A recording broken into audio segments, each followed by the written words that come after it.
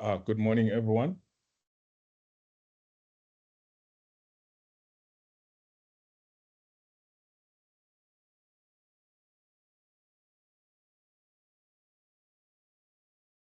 I hope you can all hear me. Clear, Titi? Okay. Thank you, everyone, for joining today's webinar. Checkpoint External Risk Management and Secure Access Service Edge. My name is Tawengwa Toronga. I'm the CTO, and I'll be your host and coordinator for this webinar.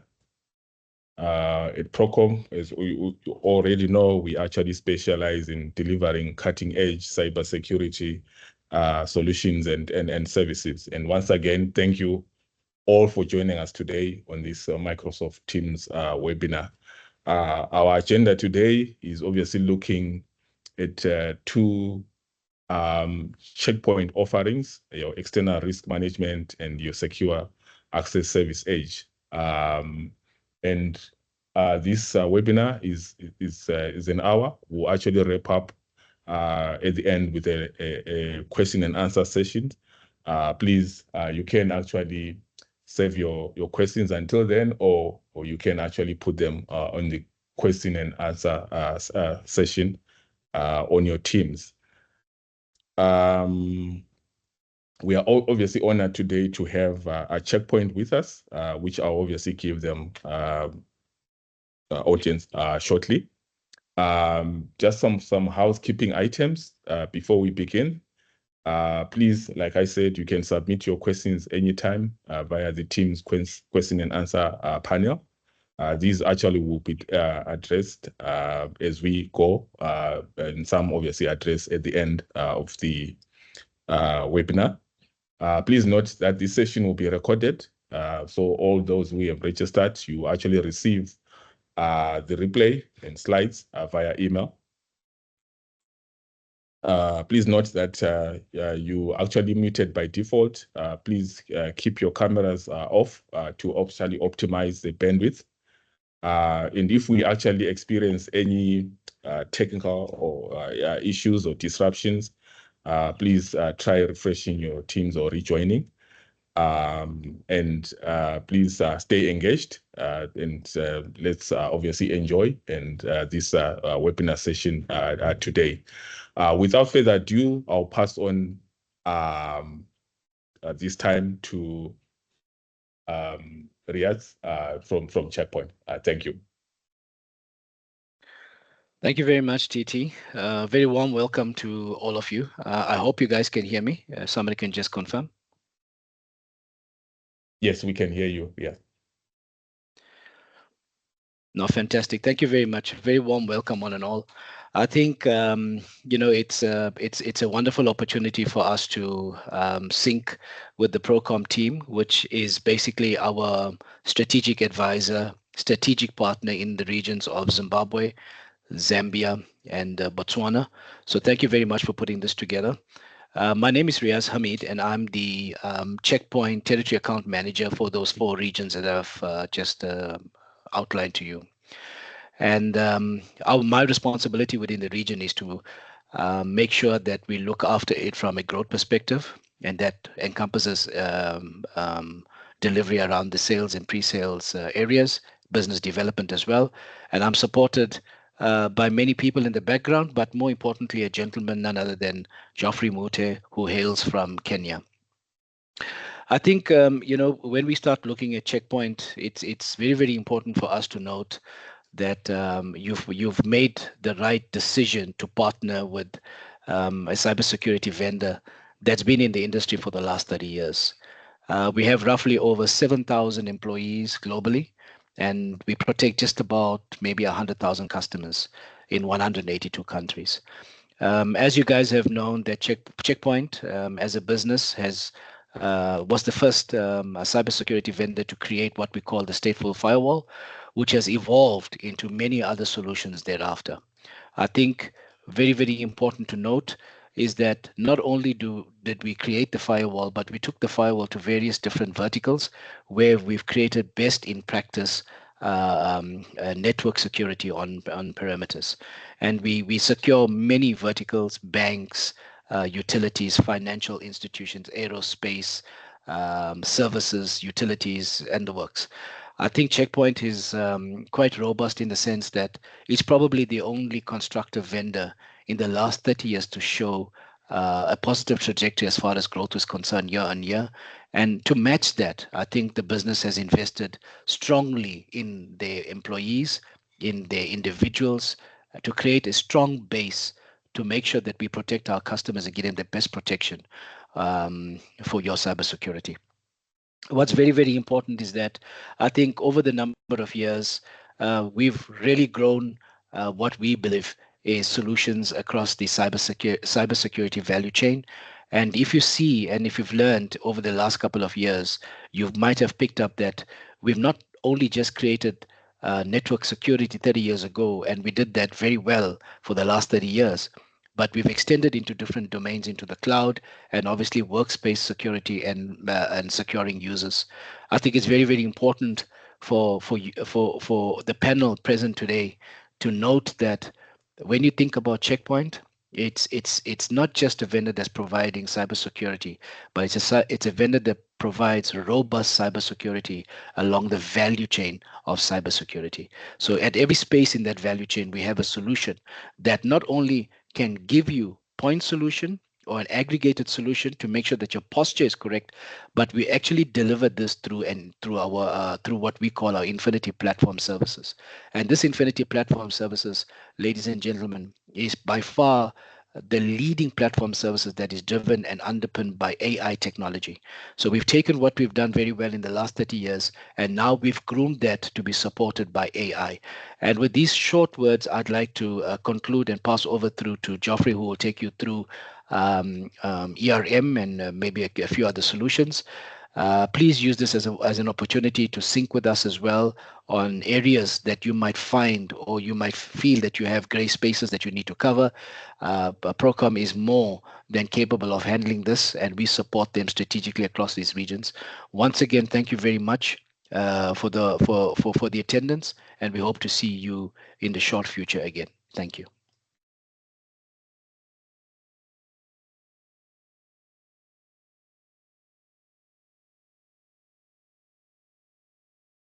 Hi, good morning, team. I hope you can see my name. I know my lighting is very bad. That is okay. No, let me just try to work on the lighting. Just give me a minute. Let me open up the windows. It's bad.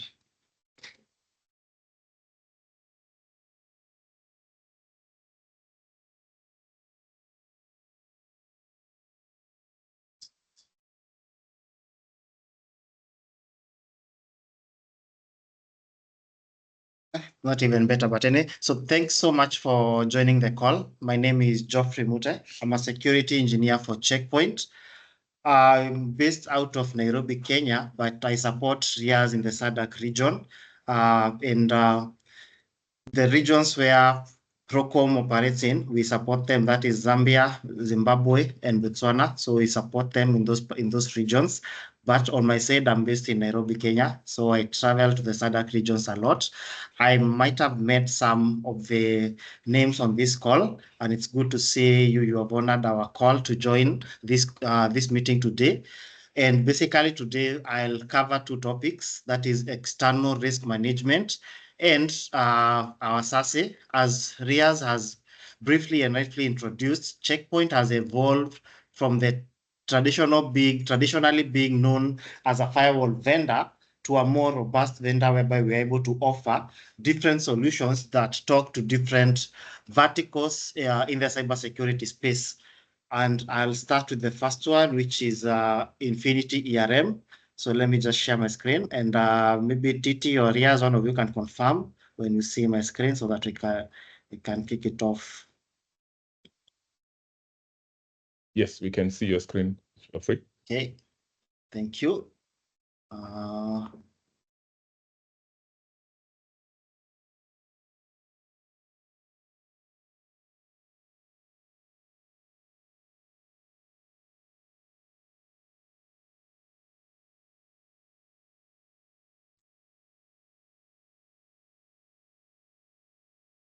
So let me start by introducing. So our first product to cover today will be Infinity ERM, and it basically seeks to help you in transforming how your security operations are run in terms of the visibility you have on your externally exposed assets in your environment.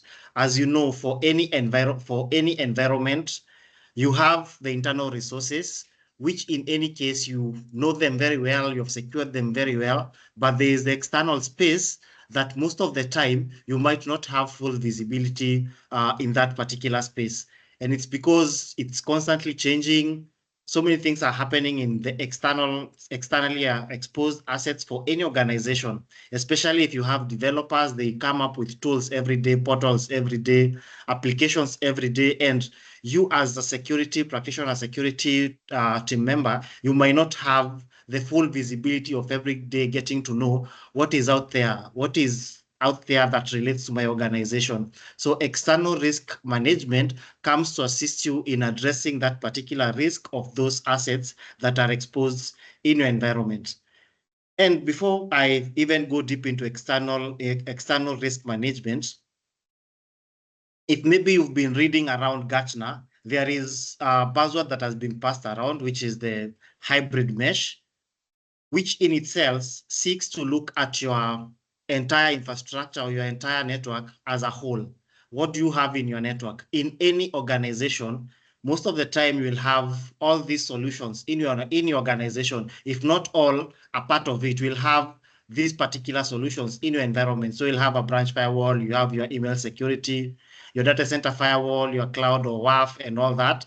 And all these are tools and systems that are used in your organization to secure your hybrid architecture. So when we talk about the hybrid kind of mesh security, we are talking about your whole security architecture, how it's secured, the touch points that you have, and how the access points that you have to your network. So all these are the access points or the access points that exist for your network. With the hybrid mesh architecture for any organization, you can imagine if you have all these touch points and you need to secure them, there is a reason why you need an email security, because your emails are exposed. There is the reason why you need a branch security, because maybe your branch need to break out independently to the internet. There's a reason why you need a WAF, because you have externally exposed portals or websites or applications. There's a reason why you'll need a mobile application, and there's a reason why you'll need a data center firewall. So because of this hybrid mesh, you are forced to have solutions here, and there are reasons behind why you need to secure such kind of an environment in your organization. And the reasons are as follows. Every time you have such kind of a setup, whereby you have a hybrid kind of network in your environment, it brings some sort of risks to your environment, because it's basically hyper-connected. All your digital assets are hyper-connected to one particular mesh, or they're talking to each other in one particular way. So one of them is, obviously, if you are living in an interconnected world, your assets are exposed to the internet, you might suffer a risk of your company website being impersonated. That is a risk that is there. It's constantly happening. You find your website is being defaced. Someone has a fake website regarding your regarding your company. This is a risk that is there. Again, if we are still in this hyper-connected world, we have social media pages. This is the new norm where people are communicating. Before, we used to have call centers where people will just call and talk to your call center agents or call to your support team. But these days, it's slowly fading away. People are embracing social media from your Telegram bots to your Twitter pages to your Facebook pages. People are embracing this, and because this is being embraced, people are impersonating those social media spaces for legitimate companies and propagating fraud on them. And this is because all this is interconnected to your environment. Again, if you are living in such an environment, you have the risk of having leaked credentials in your environment being leaked in the dark web, which is a reality. You find most of the attacks that you are seeing, it's because maybe there are some people who are selling credentials somewhere in the dark web. We find it there. Also, cloud assets being exposed. Anytime you have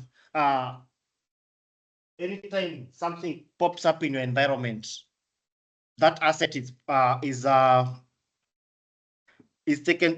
taken online. Obviously, it will be exposed to the internet. People will be able to see that asset from wherever they are. So it's out there, is exposed. Maybe you don't have visibility, or maybe you have visibility, but you don't know the vulnerabilities that come with that particular exposed asset. So this is another risk for the hyper-connected world.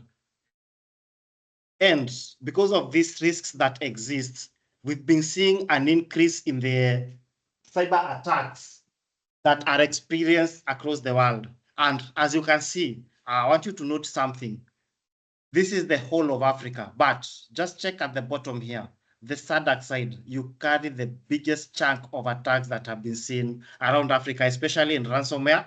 Maybe some of you on this call have been victims of this. I don't know, but if you can see, South Africa, the southern side, the SADC side carries the bigger chunk of what we are seeing in terms of ransomware attacks. And it's because of this hyper-connected world that we are living in, these assets that are exposed to the internet, these assets that you know of or might not know of that are exposed to the internet, is greatly contributing to these levels of attacks that you are seeing, and SADC has not been left out. I usually say it's because maybe these attackers have seen there's a lot of money in SADC. Maybe so many investors are investing in the SADC region.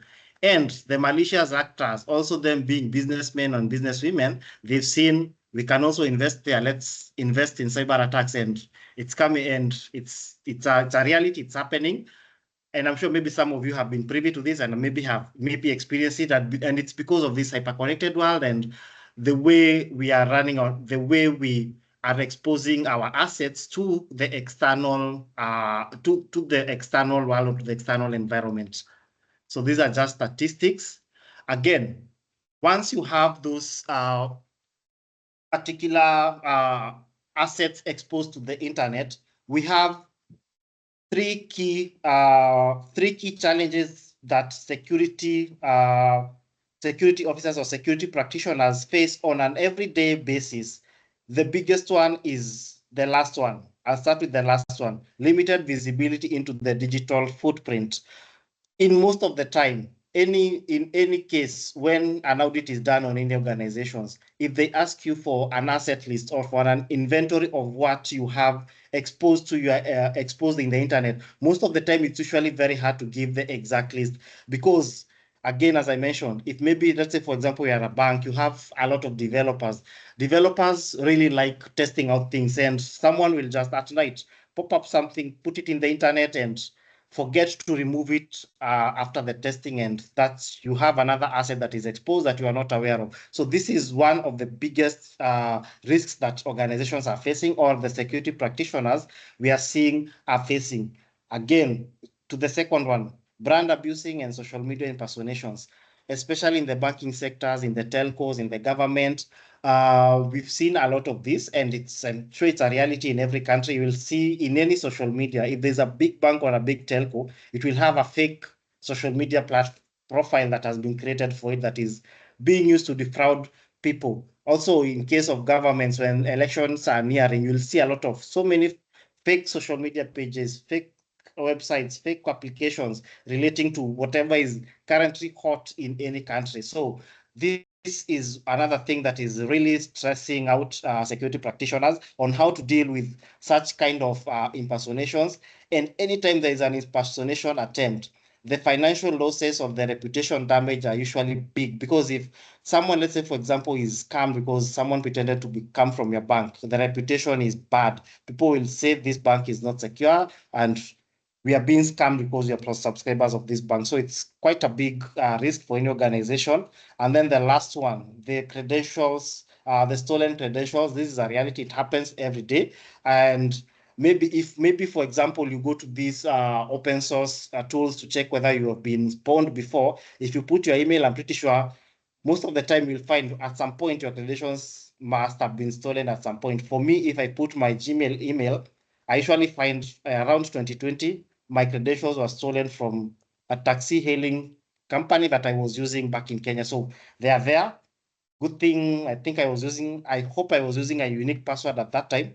I'm not so sure, but I know they were, at some point, my credentials were leaked and they were sold somewhere. So it's a reality. It's happening to everyone.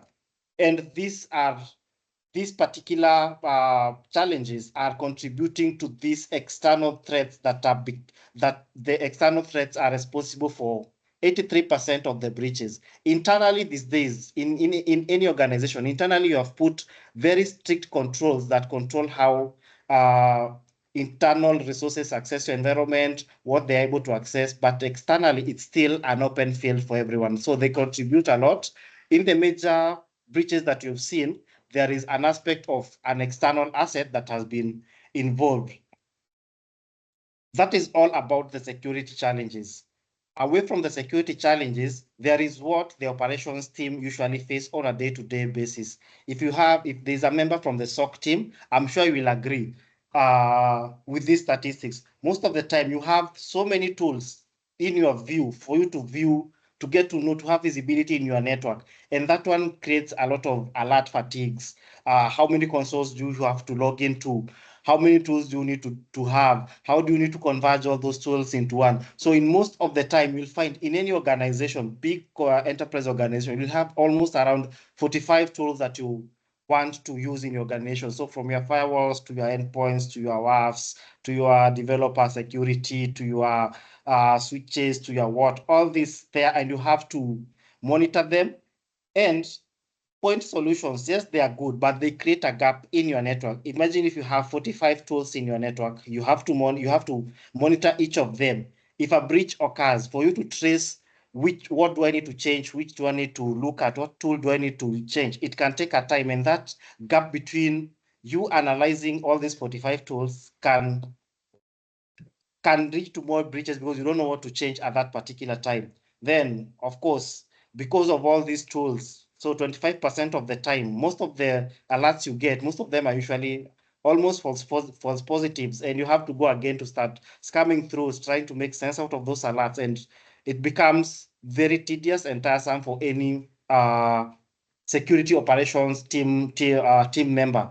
Then, of course, 70% of the team, 70% of the time, also for large organizations, you won't have enough staff for you to help you in managing these 45 tools. So you'll find like in a security team, you have like 6 people managing 45. That's a lot. So you in this case, you will be forced to use a lot of automation, you'll be forced to adapt a lot of AI tools and all that. So because these are the challenges, away from the security challenges, the teams themselves as they are working, these are the challenges that you face. And if there are guys from the SOC team or guys from the analyst team, I'm sure you agree with me, this is a reality and it's happening. So because of all these challenges that you've seen, both security and team challenges, Checkpoint made an acquisition sometime last year of a company called Cyberint. Cyberint is a pure play external risk management platform that was acquired by Checkpoint. So what does Cyberint do? In most cases, for any organization, what you have visibility on all the time, it's your IPs and your domain. When it comes to the digital footprint, this is most of the time, this is what you have visibility on, your IPs and your domains. This is what you'll be mostly looking out for. But because we are living in a hyper-connected world, so many technologies are being brought about for any organization. There are so many other things that you need to monitor as an organization for you to have good cybersecurity maturity stance at any given time. So with Cyberint, what we usually look at more than your IPs and domains, we look at so many other touch points in your organization that can be used to breach your organization. So the asset that you need to protect, that is what we look out for. So apart from just doing the IPs, we check your applications that have been exposed, your brands and logos, social medias, payment platforms. I'll break down all this in a later slide, so I'll just touch a bit on them. Your customers and employees, your suppliers, your development tools, your cloud environment. So we look at all these in order to protect all these touch points from these particular threat actors. As you know, if you only look at IPs and domains, you will ignore all these other attack vectors that might attack your environment, such as fraud that is being propagated, brand impersonation, compromised credentials, supply chain attacks, CVE, and all that. So with Cyberint or Checkpoint ERM, we are able to assist you in having visibility across all these touch points so that at least we are able to protect you from these particular malicious actors at the bottom. So this is the main aim of our solution. Give you visibility across all these touch points so that at least the attack vectors at the bottom are not able to catch you by surprise because you didn't know what application you have. You didn't know if there's someone impersonating your social media platform. So how do we do this using CyberInt or using our ERM? So our ERM has 5 pillars that we use in order to give you that visibility. And those 5 pillars are what is displayed on the screen. So these 5 pillars, I'll touch over them, then take you to the platform so that I show you in the platform how these particular pillars, how each of these pillars look like. So our comprehensive external risk management has 5 pillars. The first pillar is attack surface monitoring. This is the key pillar or the key tool in our solution. This is the tool that does asset discovery. It does vulnerability and exposure detection and CV intelligence. So the first thing that we'll do once you consume the solution, we'll do an asset discovery of your entire environment. That is from the external point of view. What can we see on the internet regarding your organization? So we'll check for your assets that maybe you know of, then check for the shadow IT assets, those assets that you are not aware of, then give you that asset inventory. Then after we have that asset inventory, we run it through a vulnerability scan to check if they have any vulnerabilities or they have any exposure detections on those particular assets that we've discovered. So once we get those vulnerabilities, we run those vulnerabilities through the CV intelligence so that we tell you this vulnerability is attached to this CVE. And not only telling you it's attached to this CVE, we tell you how do you mitigate this particular vulnerability on that particular exposed assets. So let's say, for example, it's a server we've detected it's exposed to the internet. It has port 22 open. What do you need to do to close that port 22? If maybe it's a portal, it has a certain OWASP top 10 vulnerability that we've detected. How do you mitigate that particular vulnerability? So that is what we do with attack surface monitoring. So it's just checking your entire assets and giving you intelligence that relates to your assets. The second pillar is targeted threat intelligence. So targeted threat intelligence, what it means is intelligence specifically designed for your organization. Let me use Procom as an example.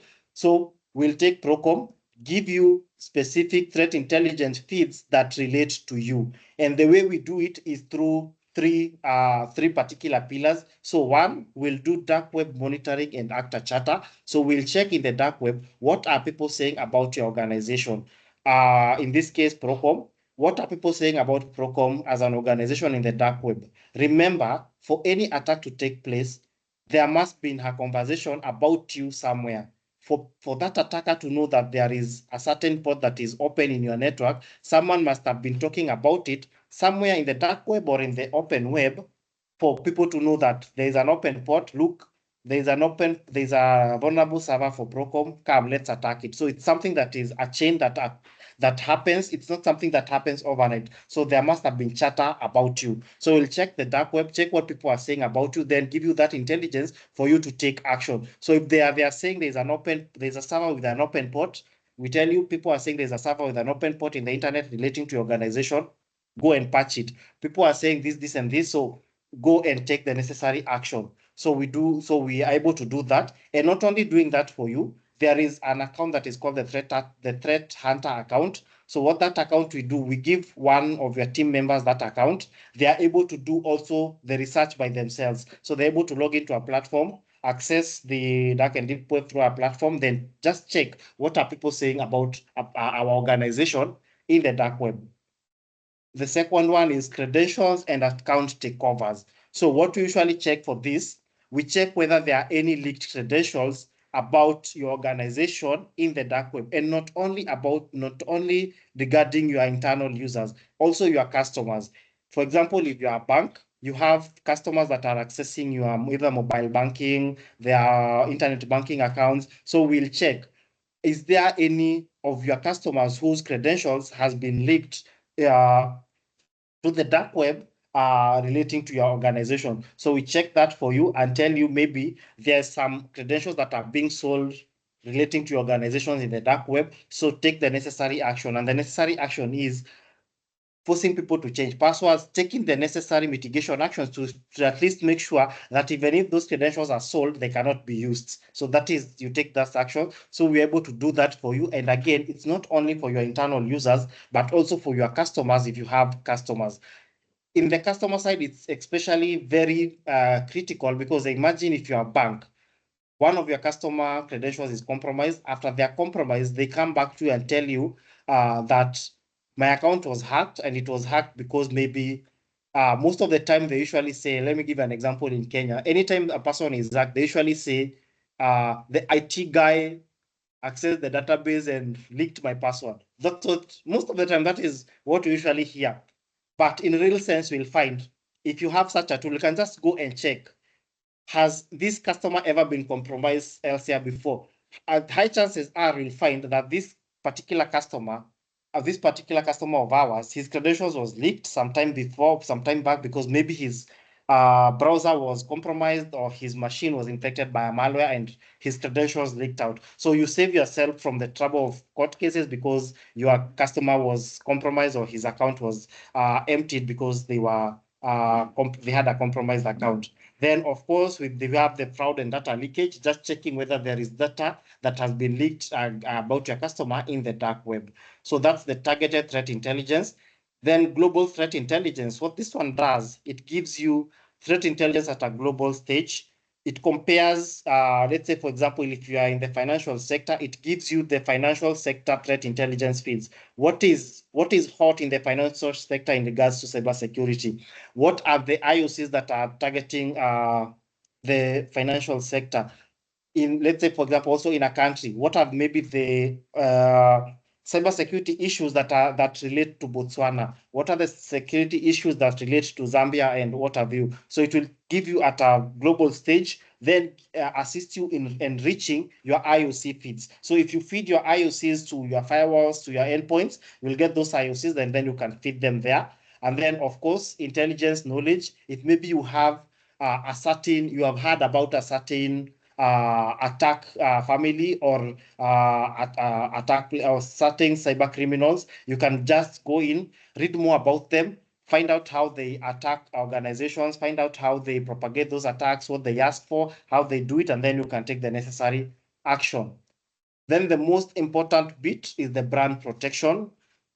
Brand protection, we do it in three pillars. So we have the brand and phishing protection, social media impersonation, and mobile app impersonation. So we check whether there are fake websites that purport to come from your organization that are phishing people out there.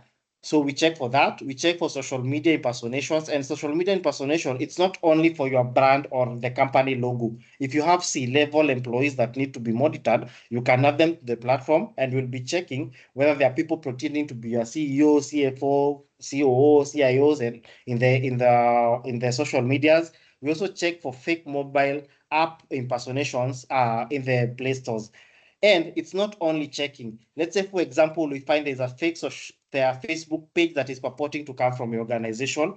We'll give you that notification. And if you confirm this is a real fake social media page, you can initiate a takedown. So you just click on request takedown, and then our teams in the backend initiate the takedown for you. It's not for you to do the takedown. Our teams will do that takedown for you, and usually guarantee around 72 hours. Within 72 hours, that particular fake Facebook profile, fake mobile application, fake URL or fake website has been taken down from the public internet. So we not only give you the notification, but we also do the takedowns for you.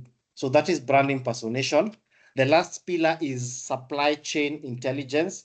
So supply chain intelligence, what it does, it checks for the vendors that you are using in your environment.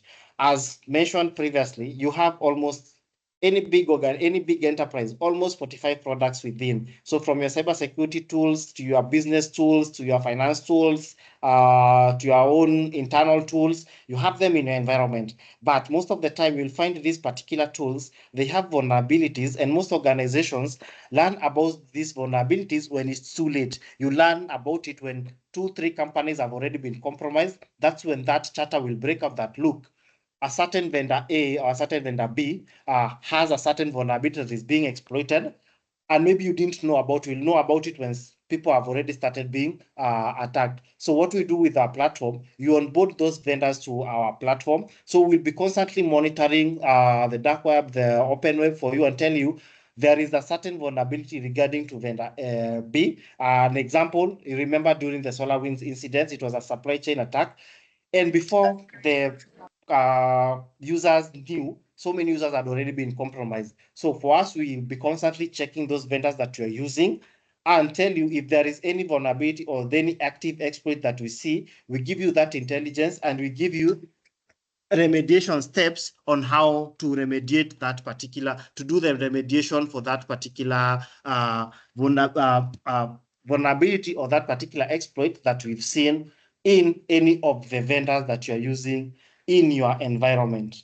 So these are the pillars that we use in regards to our solution, external risk management. As you can see, it's a complete tool that can assist you in checking for your external risks in your environment. So at this juncture, I'll jump into the platform and quickly show you how the platform looks like, how it is, so that you can appreciate the platform, how it is. So allow me to jump to the platform, to the demo platform, so that you can see how it is. Demo platform, here it is. So before I start on the demo, when Ria started the introduction, he mentioned something about consolidating. And also, I also mentioned about the alert fatigue that you get or the multiple consoles that you need to log in to manage your solution. So for Checkpoint, we've been we managed to consolidate all our solutions into one management platform. That is the Infinity Portal. So all our solutions are managed through this particular portal that you can see on the screen, portal.checkpoint.com. So you just log into it and select the platform that you want to manage. In this case, we are doing external risk management. So if you are a Checkpoint customer, you are familiar with these particular terminologies. All these are managed from this. You can manage them from this platform. So you only need to select what you need to manage. So in this case, we are doing external risk management. So you just click on it. Then it opens for you the dashboards for external risk management. So the first dashboard that comes in is the overview dashboard, or the dashboard that shows you the overview of what we are seeing in the environment. So this is just the first of dashboard that you see. But for me, when I start with this platform, I don't like starting with this dashboard. I'll start with the attack surface monitoring dashboard, because this is the most important dashboard, because this is the dashboard that shows you your assets, which assets are vulnerable, which vulnerabilities exist on those assets.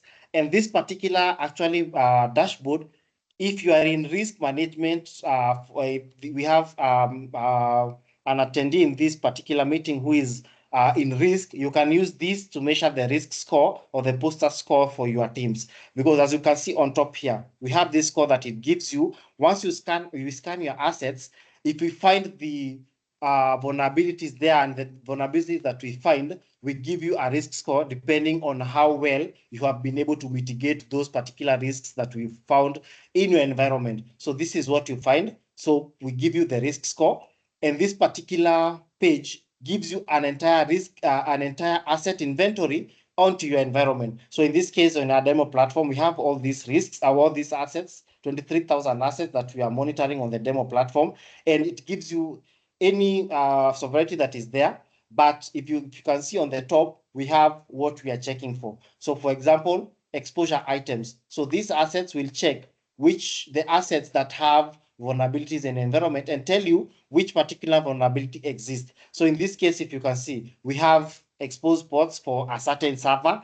This is what we have. And then we'll tell you, if you click on this particular one, it will tell you the exact ports that we've seen that are exposed and if you need to block them. So it's up to you to decide whether they are real ports for you or they don't need to be blocked or they need to be allowed. So after you do the mitigation on your end, we are able to, the score goes high. So we are able to check that for you. Then again, remember I told you we check the technologies in the environment. So these are the technologies that we're able to detect. If they have any vulnerability, we'll be able to tell you, like in this case of OpenSSL, we have 4 assets that are running OpenSSL in this environment, and this OpenSSL has 19 vulnerabilities. And if you click on those vulnerabilities, it will tell you which one is there, which CV is there, the description of that particular CV. We'll see it here. It tells you the issue, processing, malicious, formatted, and all that. Then gives you more information.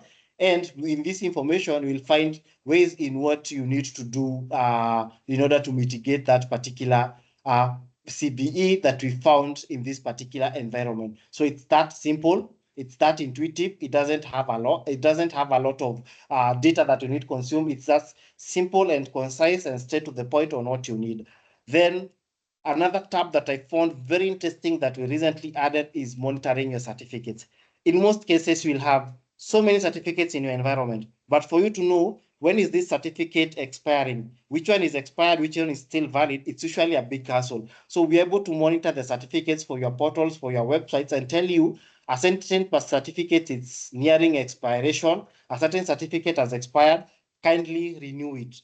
Or it's nearing expiration, kindly start planning to renew it. So we are able to do this for you, and it's because you have visibility on the assets that are exposed to the internet. So instead of you having to struggle a lot for you to know which certificate is coming end of life, you can just come into this particular tab and you'll be able to see what is coming or what is expired for your environment.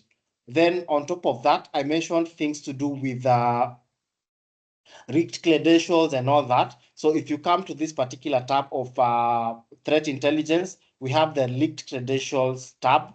If you click on it, it tells you if you have a certain leaked credentials. In this case, we have employee credentials, and on top here we have customer credentials. So let's assume this particular demo platform is a bank.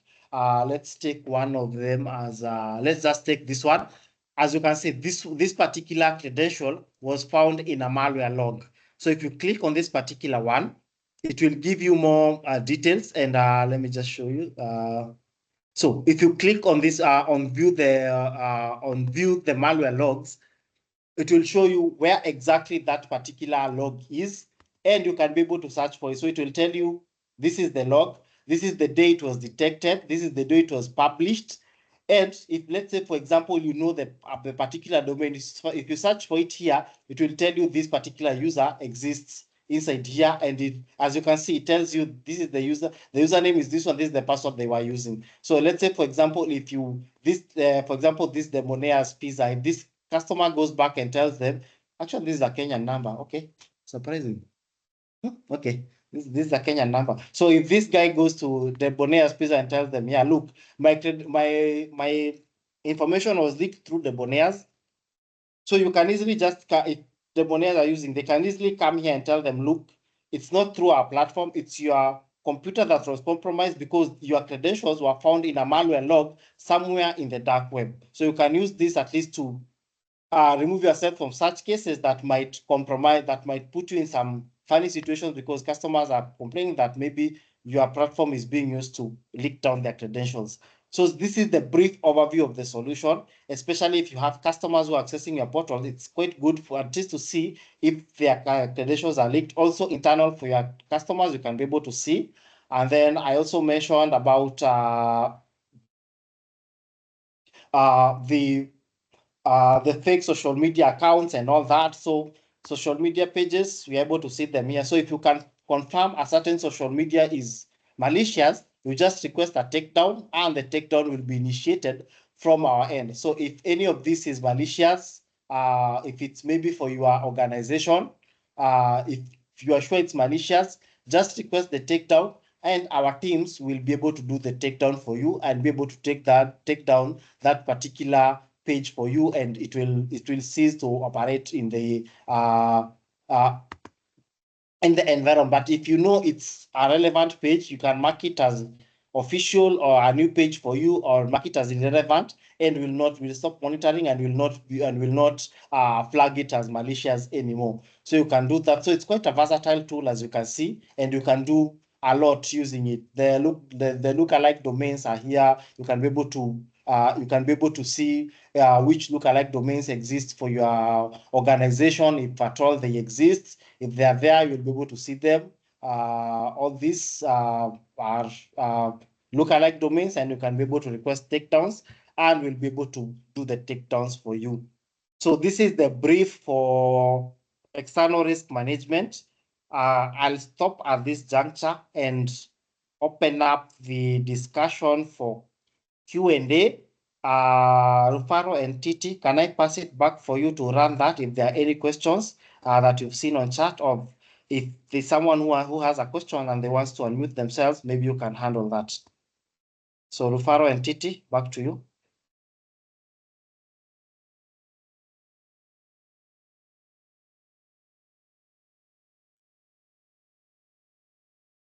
Okay, thank you, Geoffrey, for the presentation.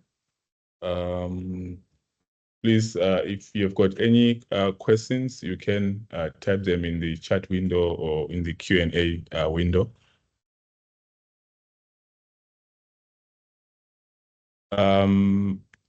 I've got 2 questions. Obviously, in our interactions with our customers. So in terms of the takedown service, what does that actually encompass, and is that comes with a cost? Okay, so the takedown service, of course, comes with a cost. So what it entails, once you notice that there is a fake social media page for you, you just initiate the takedown. Let me show you how you initiate the takedown. Let me just show it to you.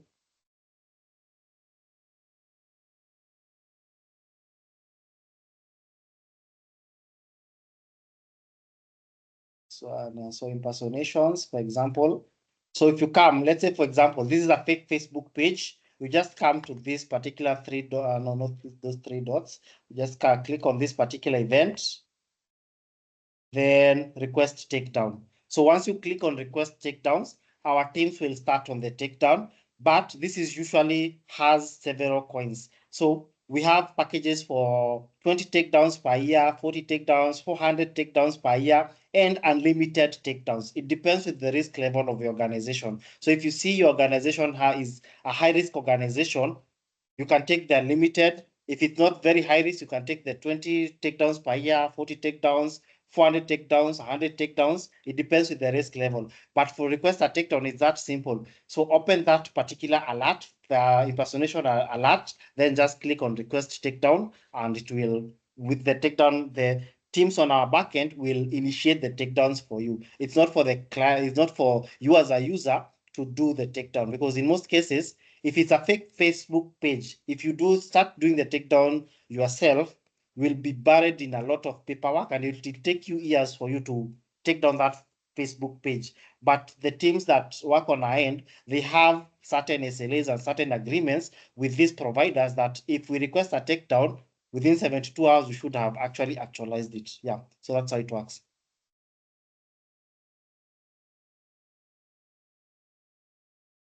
Okay. Does that answer your question? Yes, it does.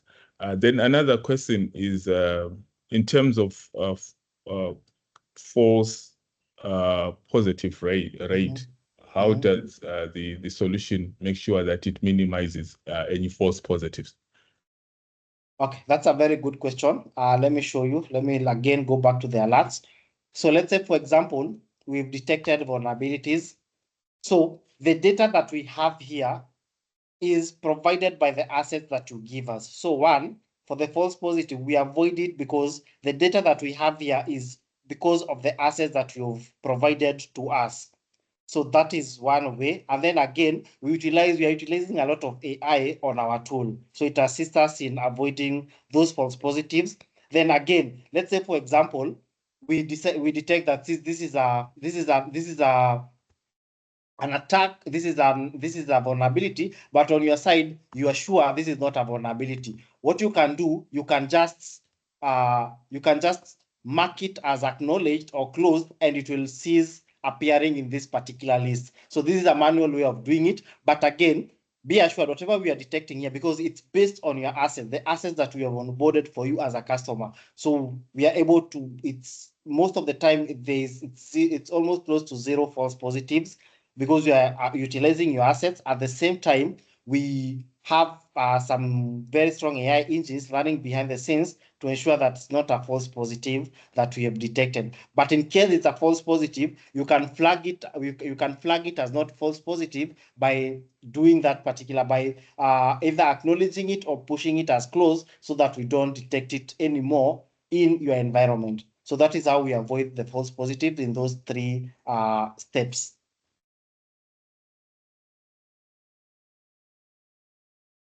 Oh, okay. Thank you. Yeah. To the attendees, please feel free to ask any questions that you might have. Another questions, obviously, I hear more from customers, especially the risk and also chief information security officers, is about quantifying the financial impact of exposures. Do you actually have that on the platform? And how does this align with some of the frameworks like the FAIR, the NIST, and so forth to justify the return on investment? Titi, I think I lost you there for a bit. Could you come back again? I got you from justifying. I lost you there a bit. Okay. All right. Yeah, I'm saying, especially from the risk teams, is how do you quantify the financial impact of the exposures that would have been surfaced by the platform or the solution, and how do you align that to the frameworks like the FAIR, the NIST, to justify the return on investment? So what basically I mean is that can you quantify any financial impact on any exposures that would have been surfaced? Okay, great. That's a good question, because again, remember, as I was presenting, let me show you. I'll answer that through this particular slide. This one, if you can see the second point, brand abusing website and social media impersonation.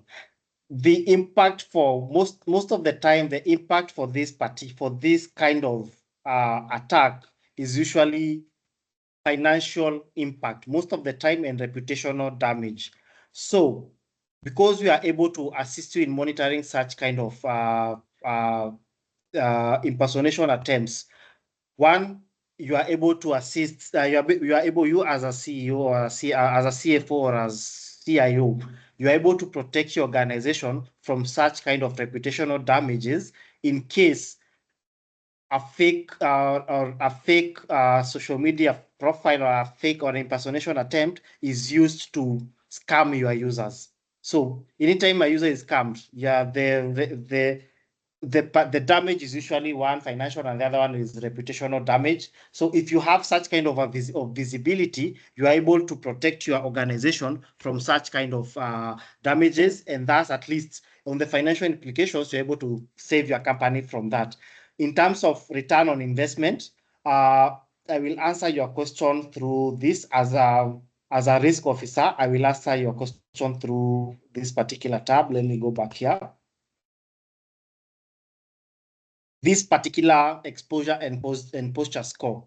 So if you are able to show this to your top level or to your senior leadership teams, that look, our teams are they are acting on the particular intelligence that they are getting, and our risk score is either is going lower, it's being lowered by the minute, meaning that our teams are acting and they are lowering the level of attack surface that we have in our environment. So through this window, because this thing, it usually depends on the package you have. It usually scans daily, others weekly, others monthly. But if it's doing a daily scan and it's able to show you that, look, our score is improving by the day, at least you as a risk officer, you're able to show, yeah, my team is working. We are able to implement some of these policies. Let's say, for example, you are using the I'm trying to look for the word. Let's say, for example, you are trying to adhere to some ISO standard that requires you to, let's say, for example, let me come to these exposure items, and then we come to the exposed ports. Most of these frameworks will find they'll tell you, look, certain ports in your firewall or certain ports in your environment, sorry for that, must be closed. But if you are able to come and again scan for your external exposed assets, and that port does not come up here, at least you're able to show, look, we are doing this to adhere to a certain, either an standard or a certain ISO standard. And the way we're able to do that, let's say, for example, we detected that port 21 was open at a certain point, but after the scan, that particular port has been closed by my team. So our score goes high. So as a risk officer, you're able to show return on investment and at least adhering to some of those standards through this particular window. This window is designated for the risk team or for the auditors in the environment. I don't know if Titi, that answers your question. Yeah, actually it does. And you are actually able to pull out some reports yes, to show this, these trends over time, and also align with some compliance mandates. So we have those reports. They are that thing. The cyber threats report, they are either contained on the cyber threats reports as a whole. It's usually generated weekly for your environment. Or again, you can do it manually, but we have the ones that are generated weekly for your environment, depending on the intelligence that we have for your environment. Or you can just create your own custom reports, depending on what you want to consume. So report type, it can be based on monthly, it can be based on let me go to the tags, the ones that are here. Leak credentials, vulnerabilities, ransomware, weekly, depending on what you want to show to your senior leadership teams. So you can be able to do that from the platform very well and have reports that are been customized well. For example, if you view this report, it's very straightforward. It's a brief report that you can easily quickly show to your teams, and they'll be able to understand what is happening. This is just for global threat intelligence, but again, it's very brief, very detailed, and you can be able to show to your teams what is happening. As you can see, it's only 2 pages, but it has a lot of information that you can consume. Okay. Thank you so much, Geoffrey. I think we just ran out of time. I would like, obviously, to take this opportunity to thank the Checkpoint team for the insightful session on Checkpoint External Risk Management solution. To all our attendees, a huge thanks for your participation today. We hope you are actually working away with some actionable strategies to secure your external attack surface and improve your security posture. So from this webinar, you actually receive the recording and slides. Those will be actually shared to you from our marketing team. Please, let's continue the conversation. You can actually reach out to your account manager for further conversations on this particular topic. And thank you, everyone, for joining today. Titi, before maybe you close it, let me just point out something.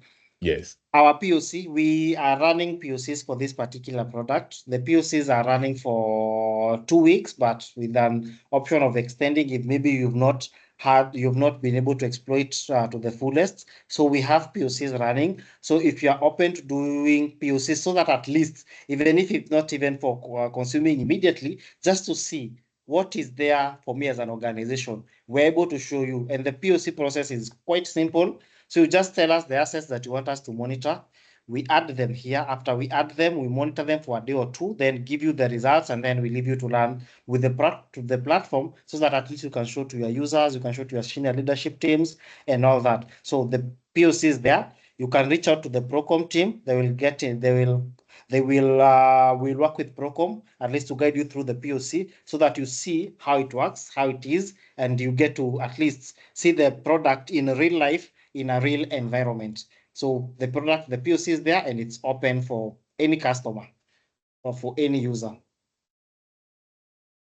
Okay, thank you, Geoffrey, for that. Yeah, so please, we always like to engage with you to discuss this further. Like Geoffrey has mentioned, the POCs are actually possible. Please, let's keep on interacting. Thank you, everyone, for joining this webinar today. Have a great day. Thank you. Bye. Thank you very much, guys. Bye. Thank you.